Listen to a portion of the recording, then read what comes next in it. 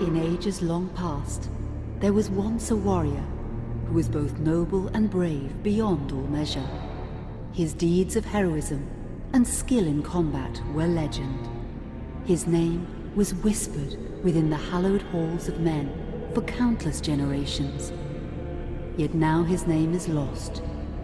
Lost in the mists of time forever.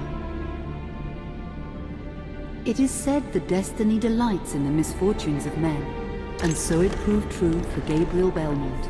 For even after defeating the Lords of Shadow and ending their reign of terror, his soul was consumed by the very darkness that he sought to destroy. As that ancient prophecy foretold, whomsoever defeats the Lords of Shadow will sit upon their throne to rule as the Prince of Darkness.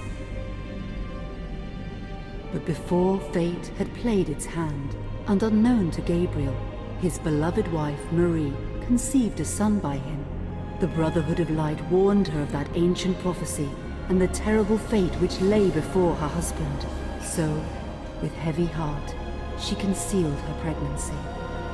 For it is written that only the blood of that lineage has the power to defeat the Prince of Darkness. Thus, when newly born, the child Trevor was hidden from his father and raised a holy warrior of the Brotherhood in secret, so that one day he would be ready to stand against his own blood, as foretold. That day would come, some 25 years later, for what had once been Gabriel Belmont was now a powerful vampire known as Dracula, the Dragon. The Brotherhood of Light fought against the onslaught of his dark armies, which laid waste to towns and villages across the land, but to little avail.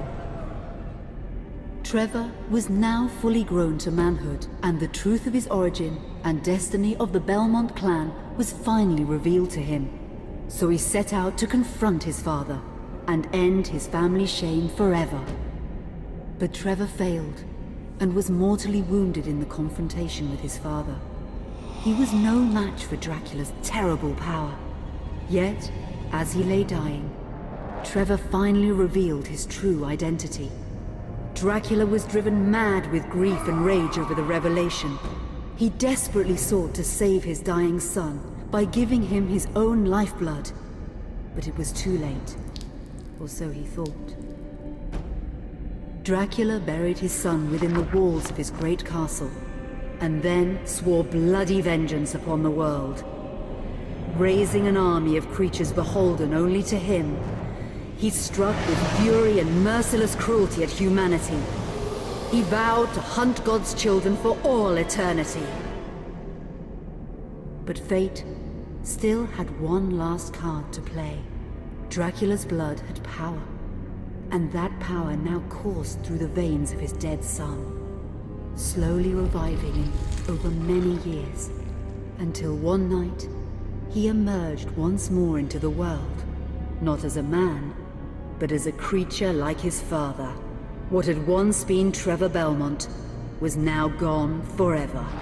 He was now a vampire like his father. Though he swore that he would not be like him, he would take the name Alucard. He would be a force for good, opposing his father's capacity for evil. In that very moment, Alucard swore to destroy Dracula. But fate had something else in mind.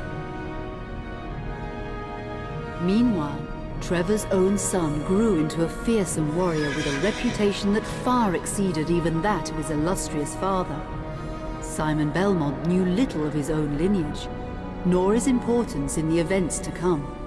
All he knew was that his mother had died at the hands of Dracula's minions when he was but an infant, and his father had been killed in single combat with Dracula. Found and raised by the people of White Mountains, Simon had but one purpose in life: to destroy Dracula for the murder of his parents. After years of training in the arts of war, Simon set off for Dracula's castle and a date with destiny. Once in the castle, Simon met Alucard, and knowing little of the true identity of his companion, joined forces with him. Blood bound them together, and fate took a hand once again, as finally they met their dreaded foe in mortal combat. Simon defeated Dracula with his whip, and yet Alucard sensed that all was not as it should be. Dracula would return.